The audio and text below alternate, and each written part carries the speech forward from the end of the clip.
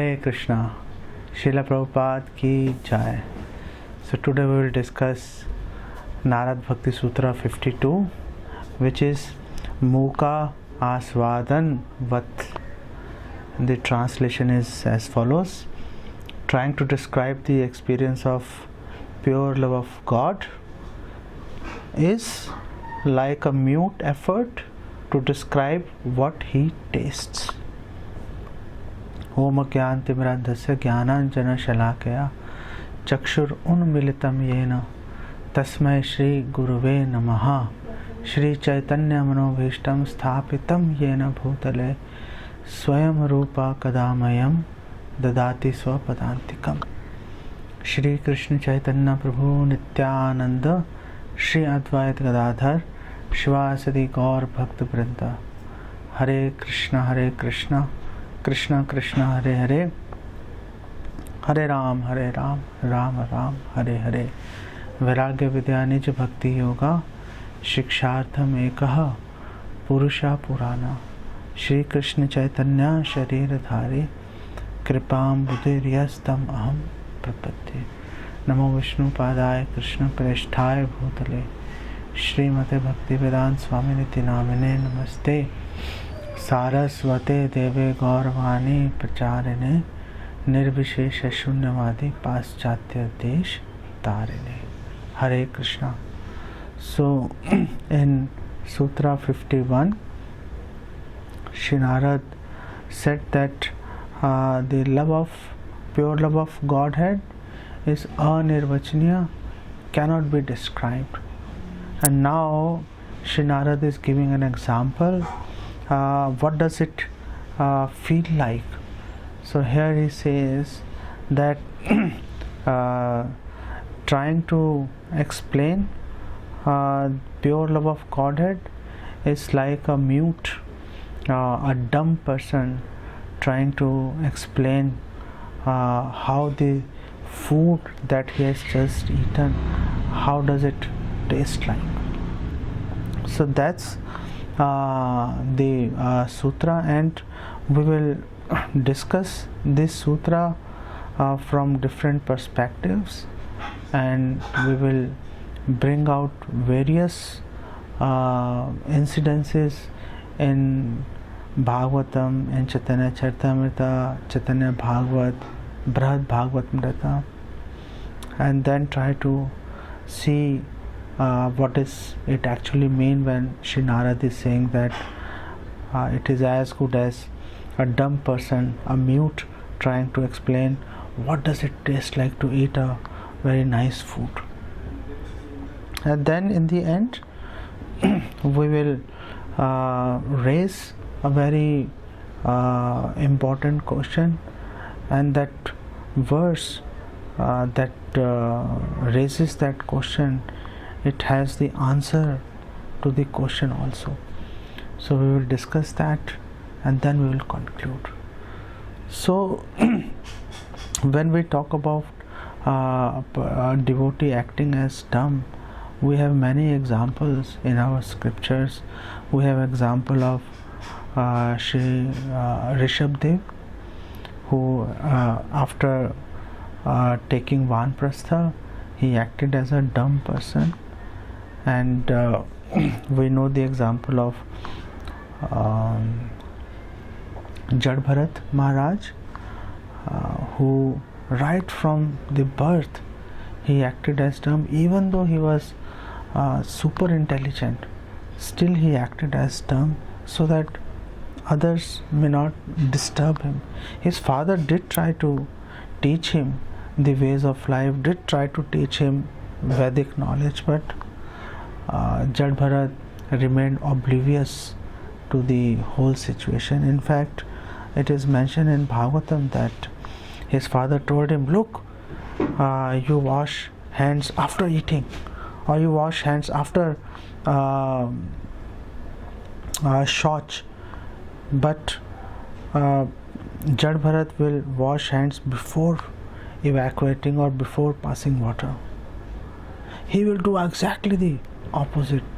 And then in the later part of Bhagavatam we find the example of Utkal, elder son of Maharaj Dhruv. After Maharaj Dhruv went to Bhagavad Dham, so all the ministers, they discussed, okay, whom to make the king. Naturally the first option is the elder son, but the elder prince Utkal, he acted just like Jad Bharat.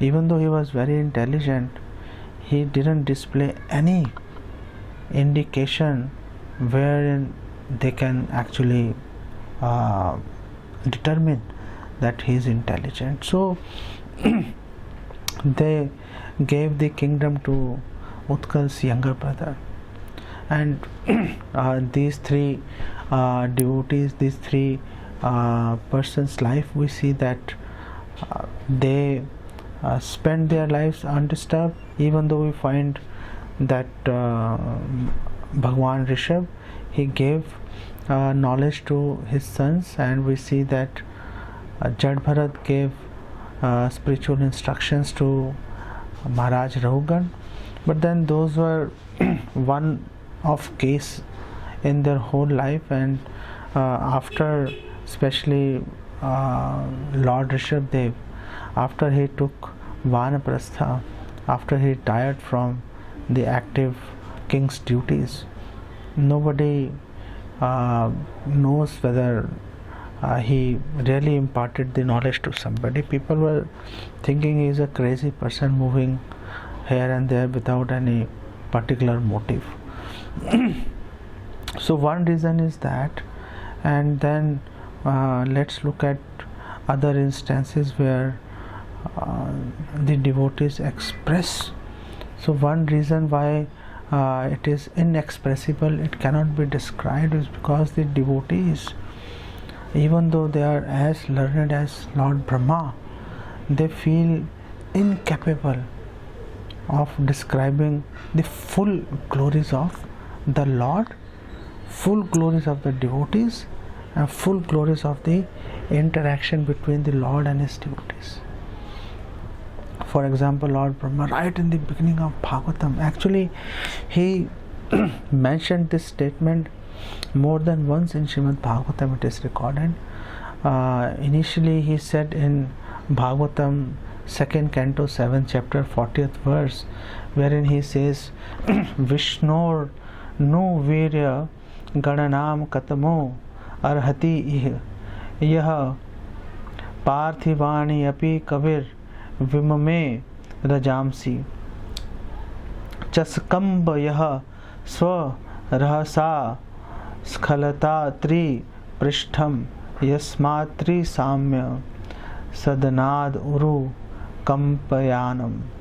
That Lord Brahma said, who can describe completely the prowess of Vishnu?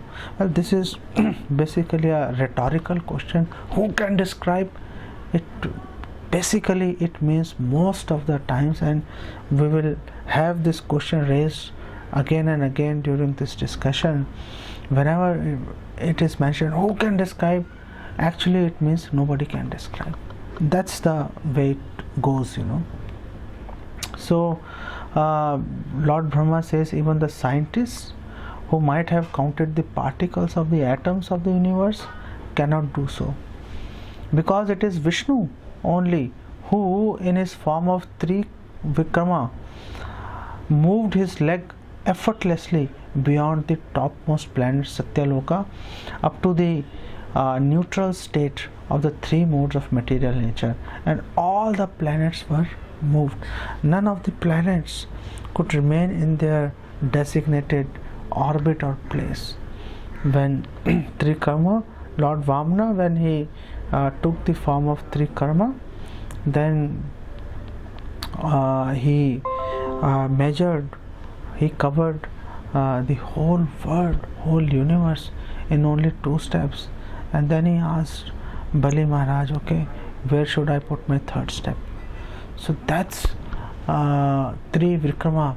And who has the power to glorify completely the prowess of Vishnu, who displays such uncommon activities?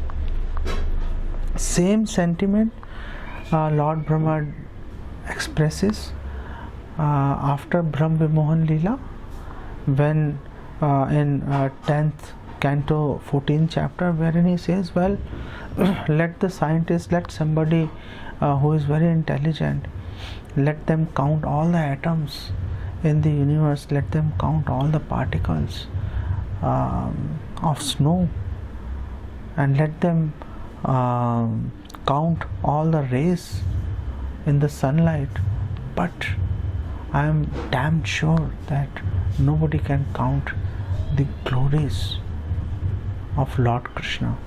So when the idea is, when nobody can count the glories of Lord Krishna, so that means every second newer and newer rasas are being displayed by Krishna, and because Krishna is displaying new rasas every second, the devotees, pure devotees, they experience new rasas every second, and then they become so overwhelmed by those rasas that they think that they are utterly incapable of describing and doing some kind of justice with the description of pure love. That's the basic idea. While glorifying Lord Ananta in 5th canto 25th chapter of Bhagavatam, in the 12th verse, it is mentioned, because the Lord is unlimited, no one can estimate his power. This entire universe, filled with its many great mountains, rivers, oceans, trees and living entities, is resting just like an atom on one of his many thousands of hoods. Is there anyone, even with thousands of tongues, who can describe his glories? Again, this is a rhetorical question. Is there anybody? Well, there is nobody. Even if somebody has thousands and thousands of tongues, still they cannot glorify. Even Srila Rupa Goswami expressed the same sentiment, that let me have millions and millions of tongues so that I can chant the holy name of Krishna and taste that rasa. Please, I yearn to have millions and millions of tongues. I yearn to have millions and millions of ears through which I can hear the glories of holy name. So that's the sentiment. One pair of ears, 2 ears are no more sufficient for me. I need much more facilities. The gopis, they are praying that Lord Brahma, he is very intelligent, but then he is after all not free from defects, because he couldn't, we have to blink our eyes. So when we blink our eyes, for that moment we can't see Krishna. That's very painful to us. So why Brahma actually made the eyes to blink? He should have never done that, and that's his fault, and they are condemning Lord Brahma because of that. Who can understand the glories of pure love that the gopis feel for Lord Krishna?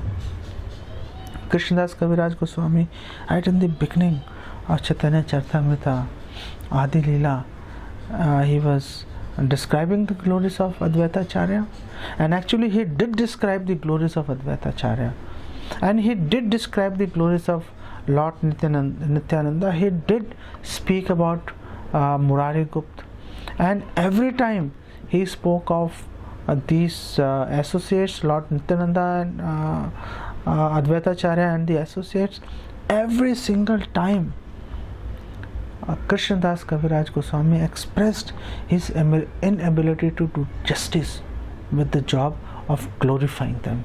And in case of Advaita Acharya, he said, Tomar Mahima Koti Samudra Agad, Tahar Iyatta Kahi E Bada Aparad. That Iyatta means to measure. Your glories, they are much deeper than millions and millions of seas put together. one sea itself, it is very difficult to measure the depth, but then if you are talking about millions of seas coming together to form a huge sea, then who has the prowess to measure the depth of that ocean, that sea? And Krishnadas Kaviraj Goswami says, I did try to measure that. Just look at my audacity. It is a great offense that I even tried to do that, and I beg your forgiveness. But I had to share at least a drop of your glories with the devotees. I mean, if we don't do that, then who will do that? We have got this duty to share your glories, and even though I am committing an offense by not being able to properly glorify your prowess, your glories, still I feel I am duty bound to do that. While glorifying Lord Chaitanya, Krishnadas Kaviraj Goswami says, Apane kari aswadane shikhail bhakt gane prema chinta manir prabhu dhani.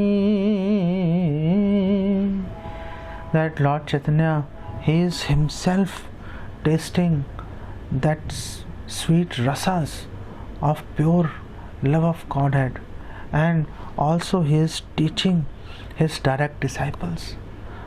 Lord Chaitanya taught Rupa Goswami, Sanatan Goswami, Swarup Damodar Goswami, Sarvabhauma Bhattacharya, and then later these teachings, they trickled down to Raghunath Das Goswami and all. And Krishnadas Kaviraj Goswami is actually mentioning in Chaitanya Charitamrita, he said that the glories of Lord Chaitanya, that treasure of glories of Lord Chaitanya, Swarup Damodar Goswami was the custodian of that treasure, and he kept that treasure very safely in the kantha, in the throat of, in the mouth, lotus mouth of Raghunath Das Goswami, and I took that treasure from there, and now I am making this feeble attempt to share it with all the devotees. So he says that Sri Chaitanya Mahaprabhu, he has that touchstone. He is very rich because of this touchstone of Krishna Prema, and he is doing wonderful things with this touchstone. He says, Nahi jane sthana sthan, yare tare kailadan, Mahaprabhu data shiromani. Shri Chaitanya Mahaprabhu, he has become so rich because of this touchstone of Krishna Prema.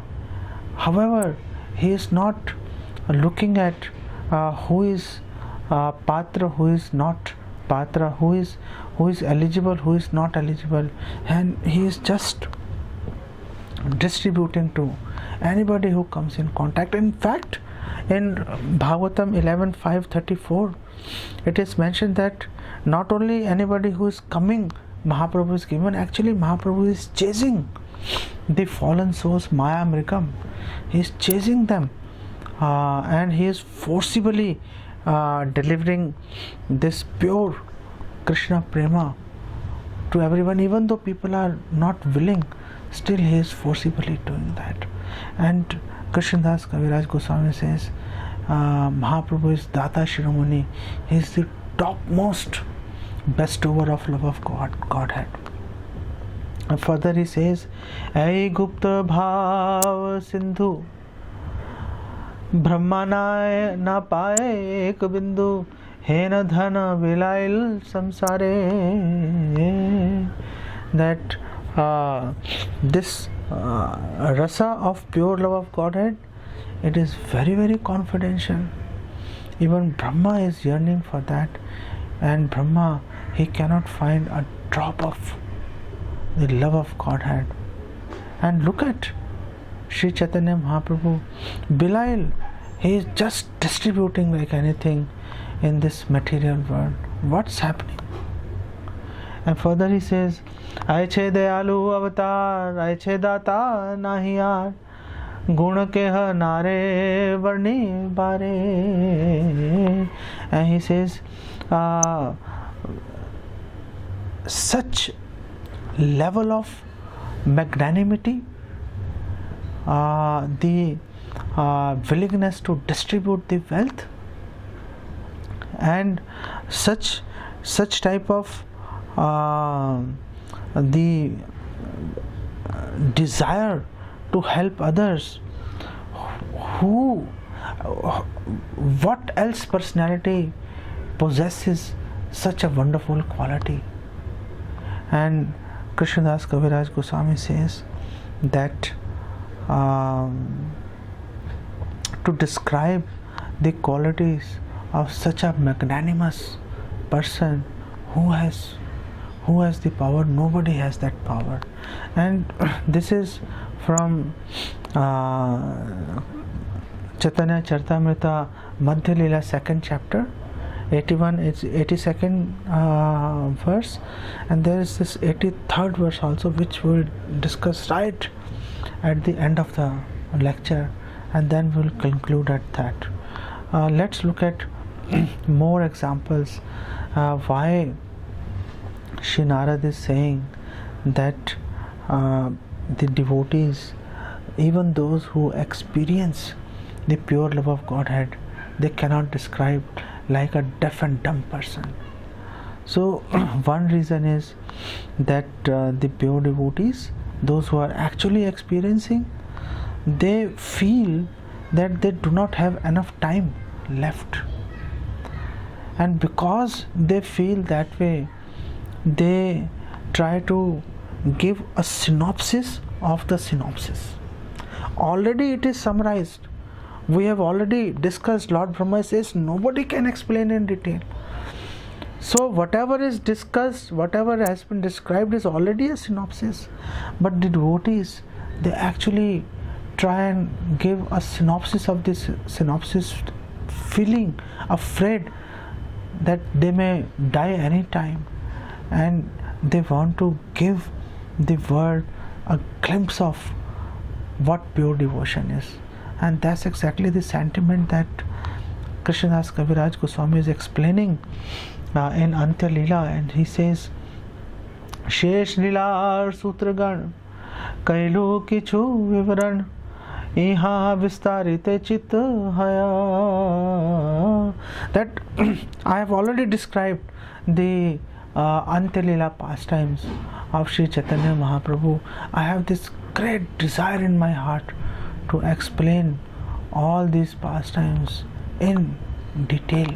And mind you, that detail is but a drop of the whole ocean of the pastimes of Chaitanya Mahaprabhu. And I'll clarify this point in subsequently while we are discussing Krishnadas Kaviraj Goswami is discussing the Vrindavan pastimes. So Krishnadas Kaviraj Goswami says, Thake yadi ayushesh vistarib lilashesh yadi Mahaprabhur kripa haya. If I am awarded, if Mahaprabhu gives his causeless mercy to me, or two things. One, that I am able to remember. I am in the advanced stage of my life. I don't remember a lot of things. So if Mahaprabhu bestows his causeless mercy, and if I am able to remember those pastimes, and if Mahaprabhu gives me some time so that I can glorify him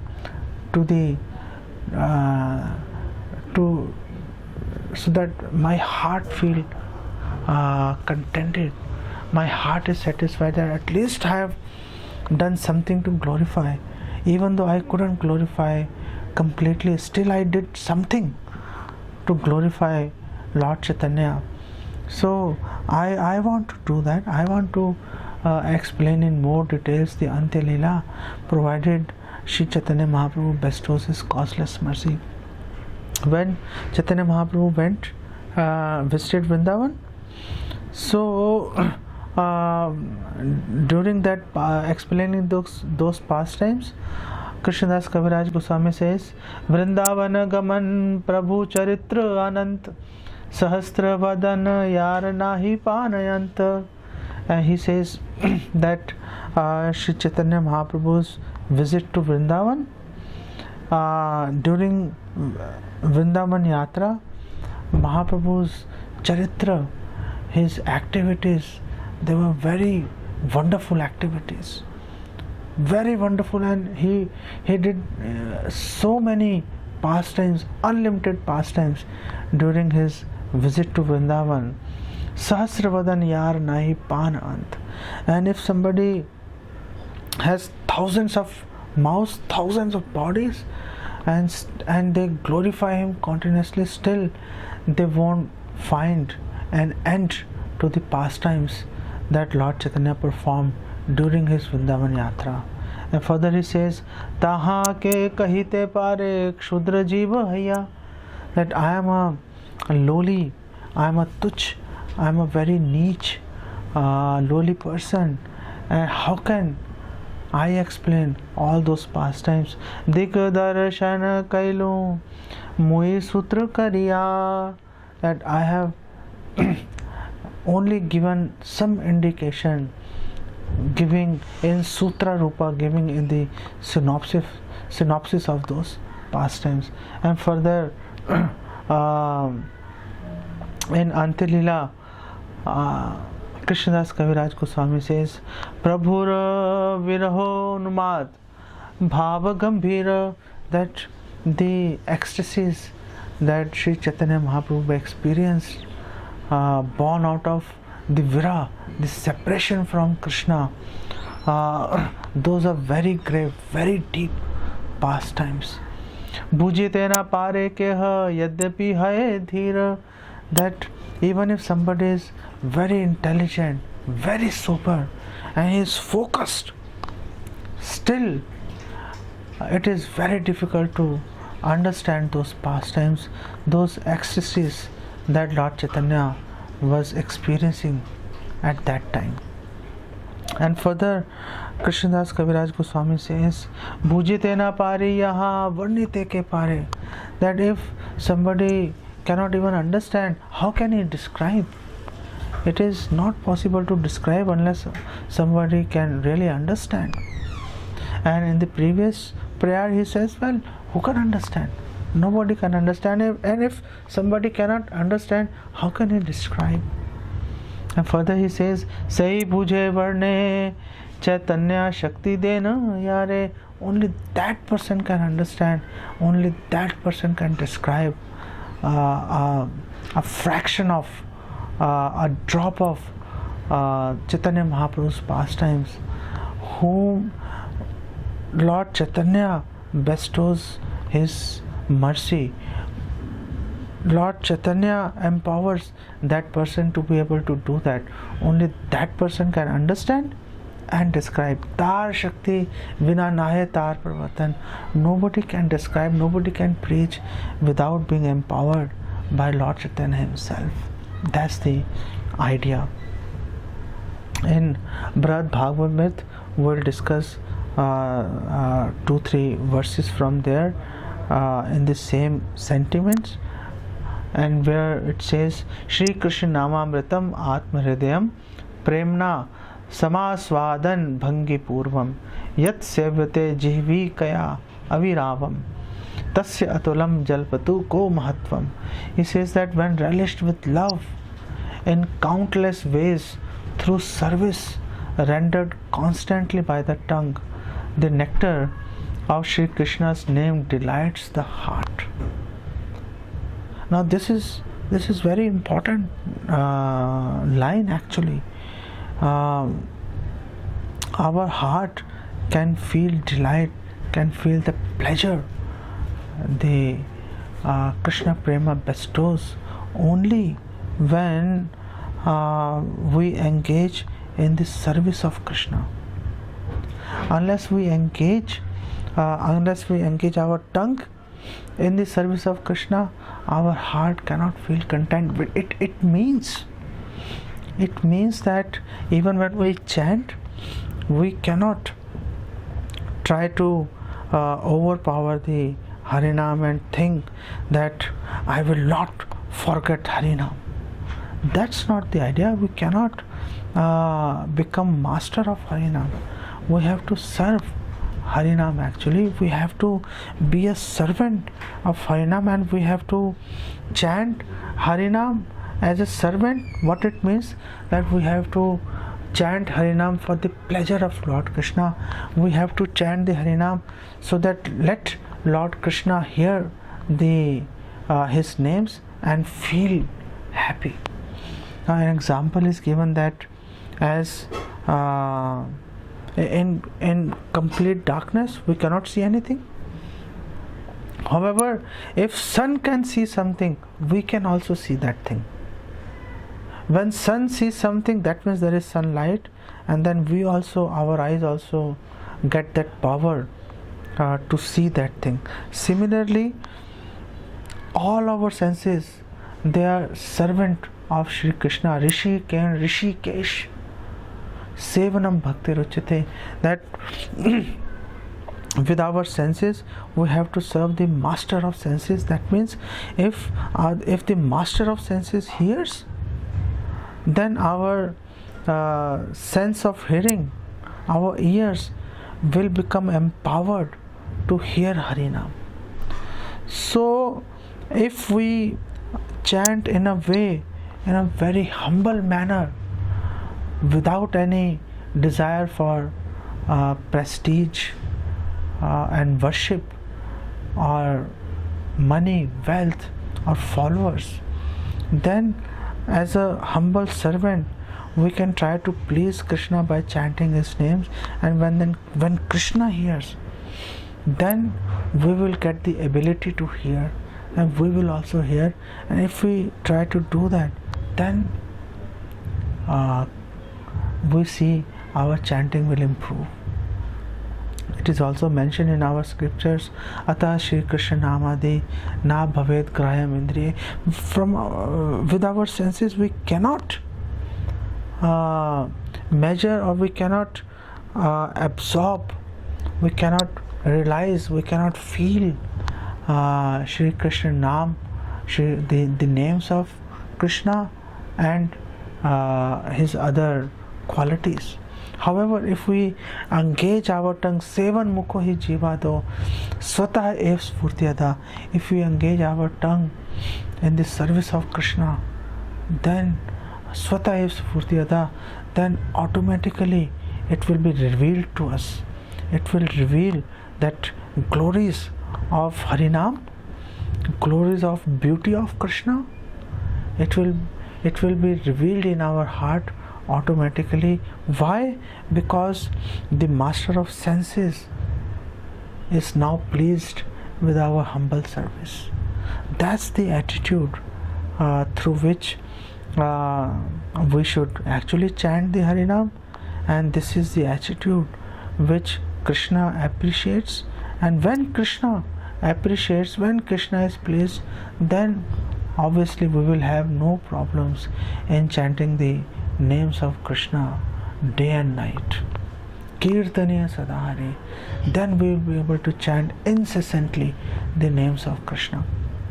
So here it is mentioned in this particular verse from Bhagavad second Khand, 3rd chapter, 160 verse, and Sanatana Goswami says, who can describe the unequaled excellence of that nectar of Shri Krishna's holy name?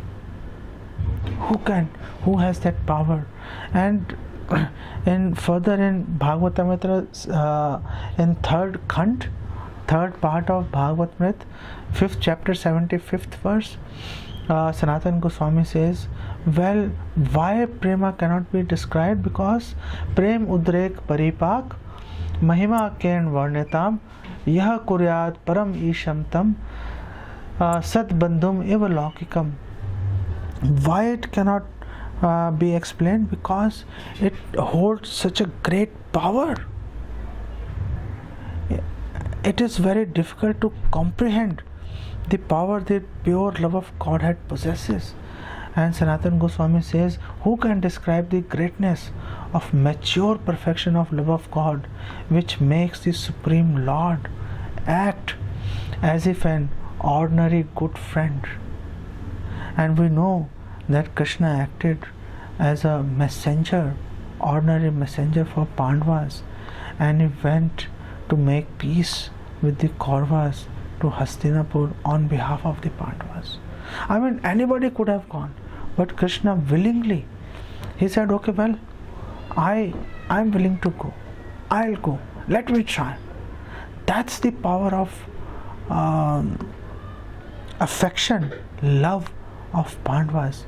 And Shri Narad told the Pandavas that in fact nobody can measure the glories of the affection, the love you have for Krishna.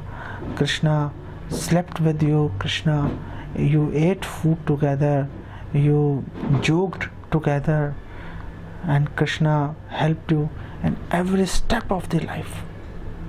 That is the power the pure love of Godhead possesses, that it makes Krishna subservient to the will of the pure devotees.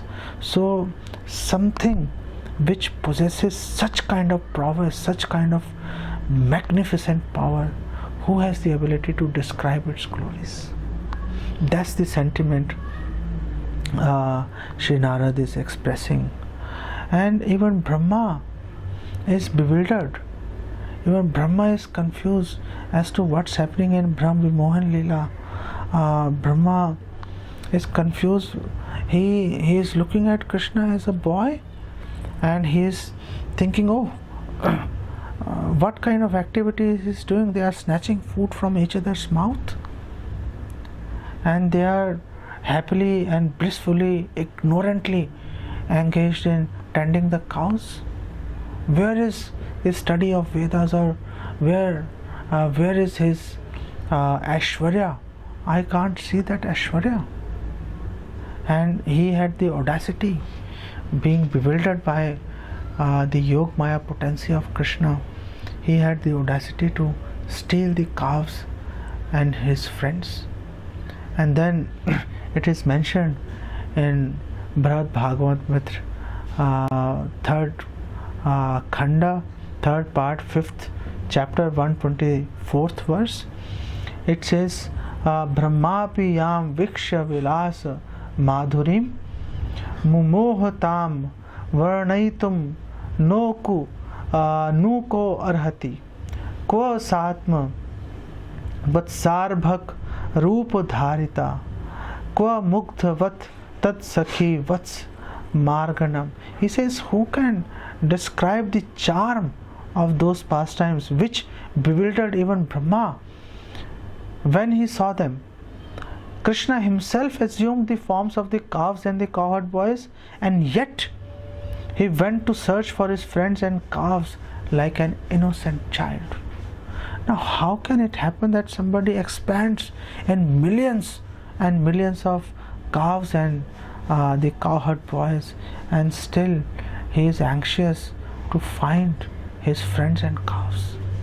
Oh, how can I be so negligent in my duties? How can my friends, how can I miss my friends? How can I lose my calves? What's happening?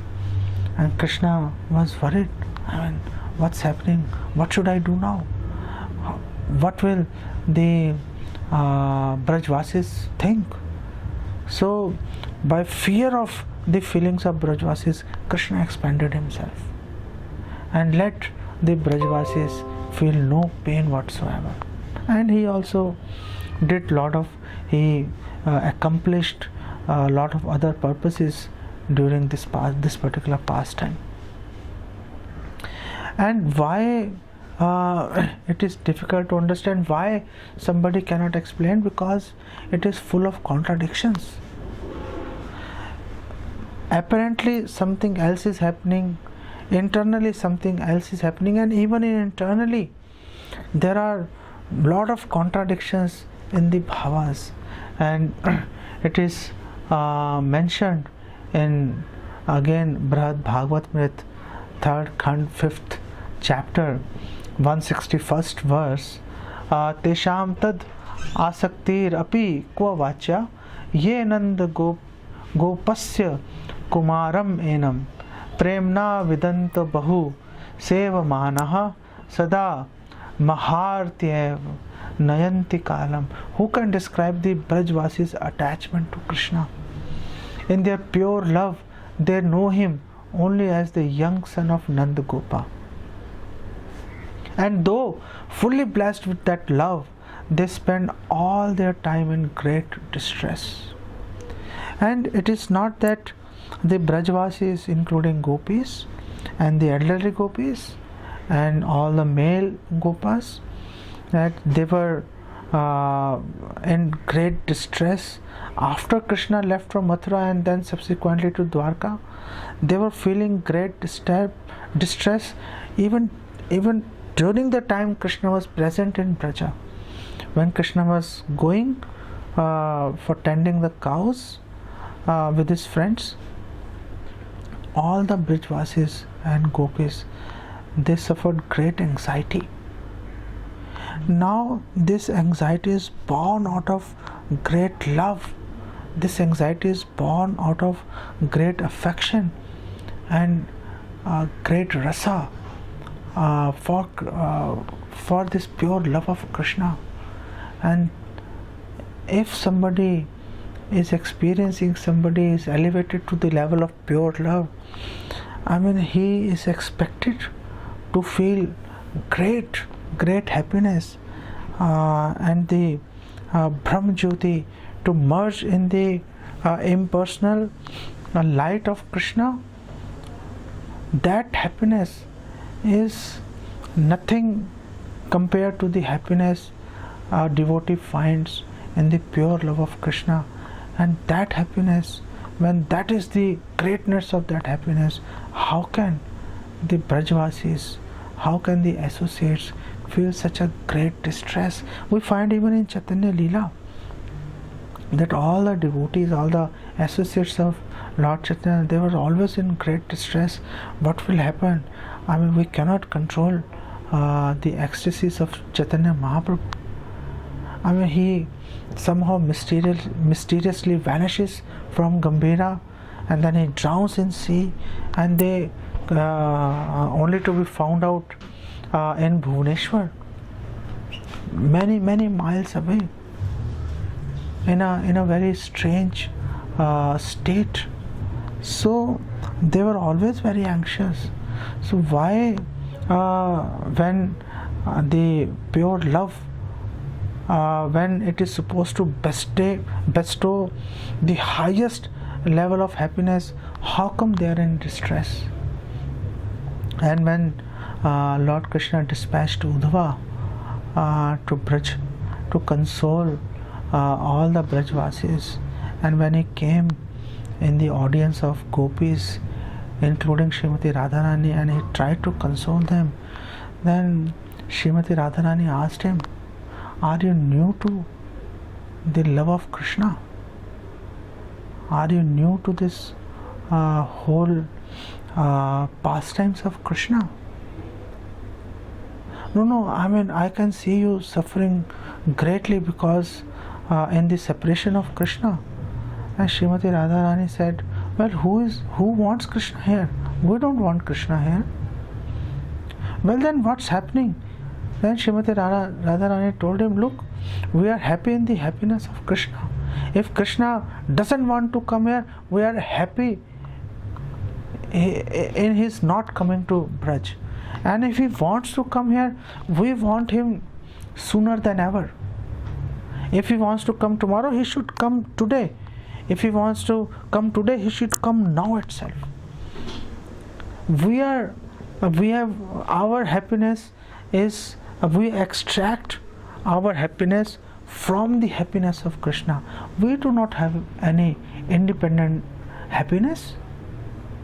Then Sri Uddhava realized that it is not to bestow mercy on the Brajvasis that Krishna sent him to Braj. Krishna actually bestowed mercy, his causeless mercy, on Uddhava by sending him to interact with Brajvasis and experience the extent of their pure love firsthand. That is why, as soon as Uddhava realized, oh, what's happening, he immediately prayed, oh, let me be a blade of grass in Braj. But then, it doesn't happen like that. Let the gopis bestow their mercy on you, then something is possible. It doesn't happen just like that. So that's the extent of pure love. And in Chaitanya Bhagavat we find this incident when a sannyasi came and he asked Hadai Pandit to give his son to him so that Lord Nityananda can serve him during his travels. And Hadai Hoja, he was duty bound to give his son, just like the king Dashrath, he gave his son Lord Rama to Vishwamitra, and he gave fine, that's okay, that he gave his son Lord Nityananda to that sannyasi. But then what happens? Shri Vrindavan Das Thakur explains, he says, Nityananda gele matra Hadai Pandit bhumite padila vipra haya murchita. And as soon as Lord Nityananda went with that sannyasi, he didn't even look back. That's the kind of detachment Lord Nityananda displayed. And as soon as Lord Nityananda went, Hadai Pandit, he fell to the ground unconscious. He loved his son so much. Lord Nityananda was his life and soul. The question, anybody can ask this very straightforward question, that how can Lord Nityananda leave somebody who loves him so much?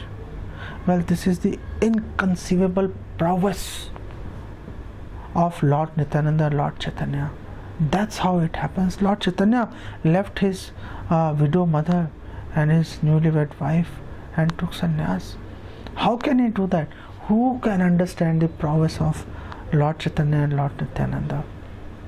And further, Vrindavan Das Thakur informs, Se vilap krandan kariba kaun jane vidare pashan kashta tahar shravane. He says the way Hadai Pandit, he cried and lamented, who has the power to do that? Even the stones and the wood, they melted hearing his vilap or hearing his crying. Who can understand that? How is it possible? And further he says, Bhakti rase jad praya haila vibal loke bale hado ja haila pagal. So he became just like a jad person, a dead person, an immovable person. It is explained in Chaitanya Bhagavat that after Lord Nityananda left, Hadai Hoja remained at one place only for 3 months without eating or drinking anything, and still he continued to live by the mercy of Lord Chaitanya. All the villagers, they were saying, this Hadai Hoja, he has become a madman. Who can understand the ecstasies that Hadai Pandit is feeling inside his heart? Who has the capability to understand?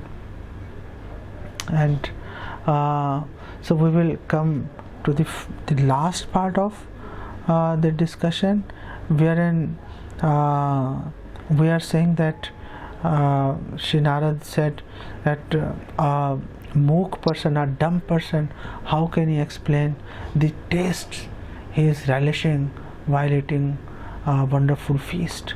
So the question is, what happens even if he explains? Even if a dumb person, through some gestures or anything, even he tries to convey some portion, some Dikdarshan, some indications of how he is feeling. Srila Krishnadas Kaviraj Goswami is explaining. He says, "Kahi बार कथा नहीं कहिला केह ना बुझाए ऐसे चित्र चैतन्य रंग." That one should not speak about the pastimes, the confidential pastimes of Lord Chaitanya. It is not meant to be spoken to the public at large. However, even if you speak, who can understand? So even if the pure devotees do speak about the glories of pure love of Godhead, still who can actually understand? Who can actually understand? And another question is, how can somebody really understand? So further, to answer these questions, Krishnadas Kaviraj Goswami says, "Sei se bujite pare chaitanya ra kripaya re hai tar dasanudas sanga." That only that person can understand who is blessed by the mercy of Lord Chaitanya, none else. And the question is, how can we find out who has been blessed by the mercy of Lord Chaitanya? The person who is very seriously taking the association of pure devotees of Lord Chaitanya or Krishna. So if we want to be elevated to that state where we can actually experience the pure love of Godhead, we have to actually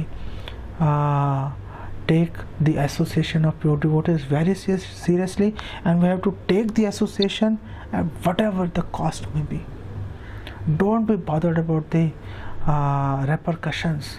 Just pay any price and take the association of pure devotees, because that's what will enable you to understand the pastimes of Lord Chaitanya, the glories of pure love of Godhead, and then you may try to explain a drop of what you are experiencing.